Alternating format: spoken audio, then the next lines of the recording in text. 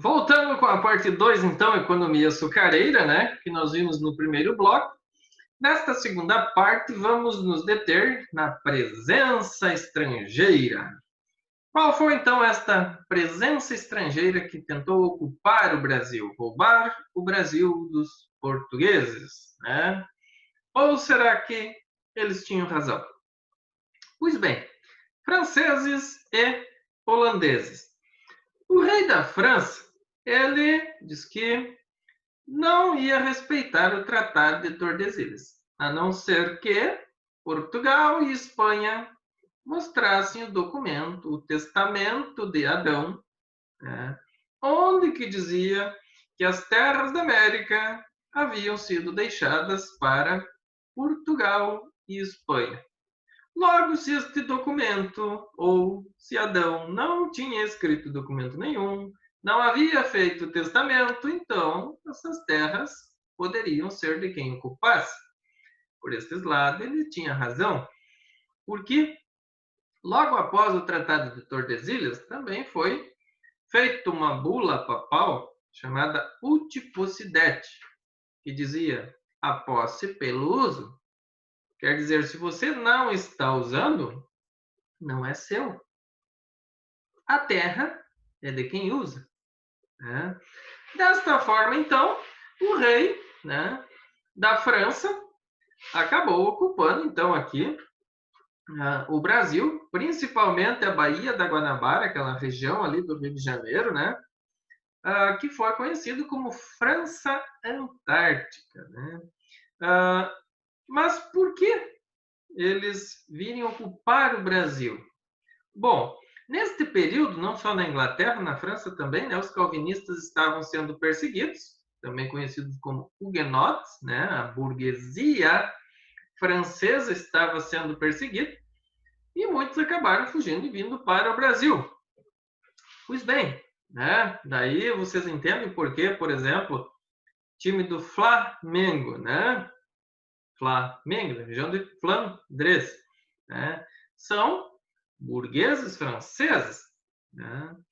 Mas, a partir de 1567, eles acabaram sendo expulsos. Os portugueses se apropriaram de tudo aquilo que os franceses haviam construído. Então, na realidade, quem deu início ao Rio de Janeiro, quem ocupou, construiu as primeiras casas, foram os franceses, né? Não só portugueses e espanhóis tinham objetivos expansionistas, mas franceses também possuíam. Como é que eles chegaram aqui, então? Como é que eles se estabeleceram?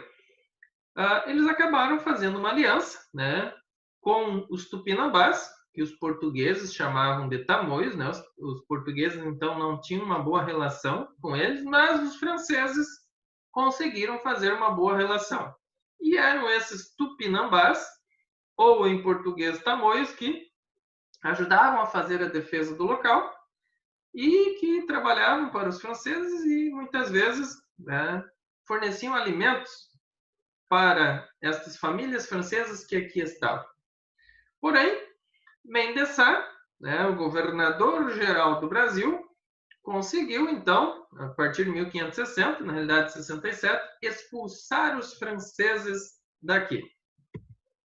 Pois bem, mas eles não ocuparam só o Rio de Janeiro, né? E aqui aparece a Baía da Guanabara, né? Então vocês vão ver que o Rio de Janeiro, ele, a sua grande maioria, está em torno da Bahia. E aqui um mapa de satélite para vocês então terem uma noção da ocupação, né, que hoje então é o Rio de Janeiro e que foi na época ocupado pelos franceses. Pois bem, eles ocuparam também o Maranhão, né? Lá construíram um forte, São Luís, que hoje é, né, a capital do Maranhão. Mais uma vez, os portugueses, eles se apropriam de algo que já estava construído. Então, eles esperavam outro ir lá e ocupar, construir, depois eles iam lá expulsavam as pessoas e ocupavam o local, né? Quer dizer, a infraestrutura já estava pronta ou iniciada. Então, o caso dos franceses, tanto em São Luís do Maranhão quanto no Rio de Janeiro, né, foram ocupados, construídos, né, fortificados pelos franceses. Pois bem, invasão holandesa, pessoal, começa pela União Ibérica. Qual é o problema da União Ibérica? Neste período, 1580-1640, quem governava o Brasil era o rei da Espanha, porque os dois reis de Portugal tinham morrido, não tinham filhos, então o parente mais próximo era o rei da Espanha.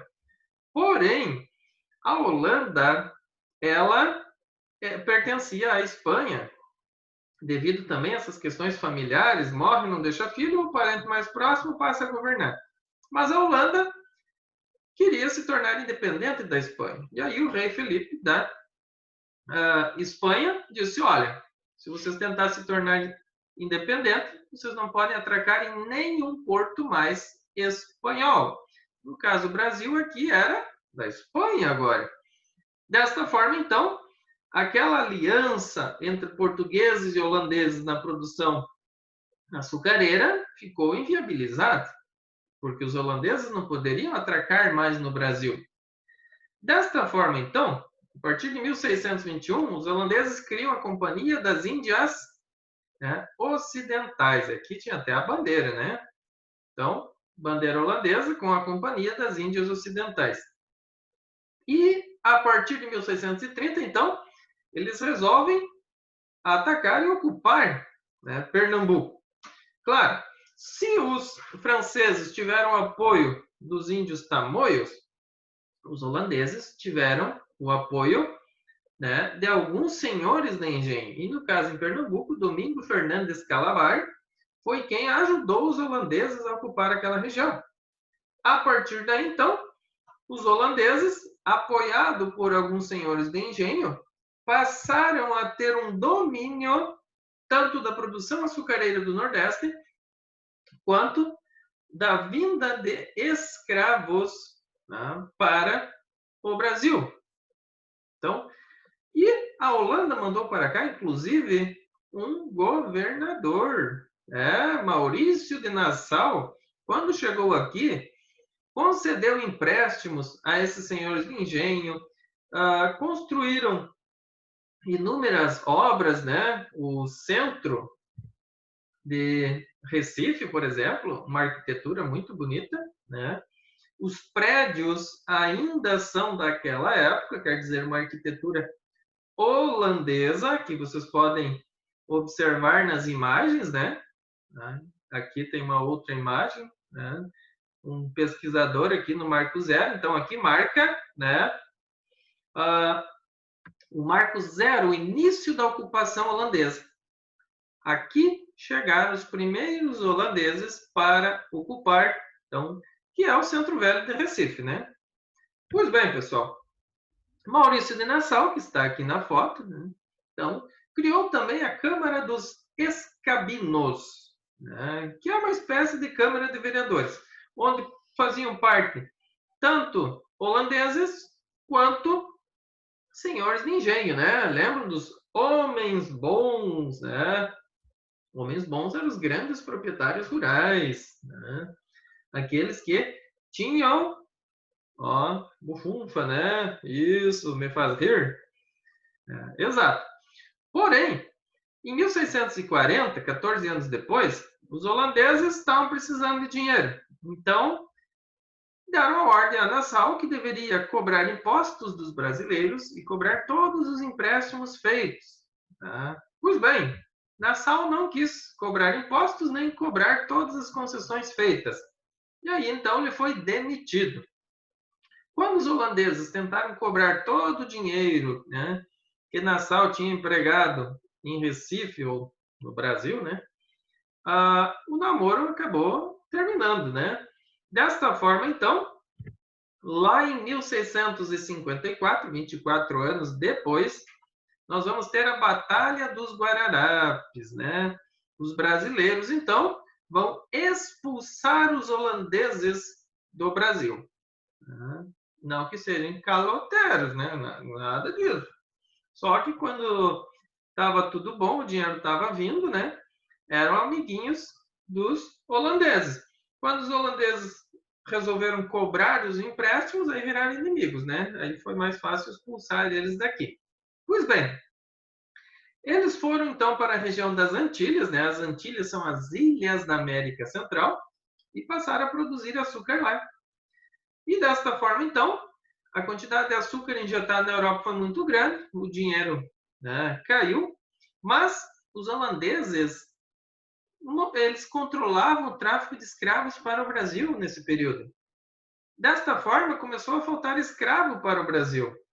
E aí, é neste período que os bandeirantes paulistas, porque os escravos, alguns poucos que chegavam, iam para o Nordeste, e depois começou, então, a partir de 1698, esses escravos do Nordeste ser levados para a região das Minas, Minas Gerais, né? Minas de Ouro, e São Paulo, aquela região, não chegava mais escravo.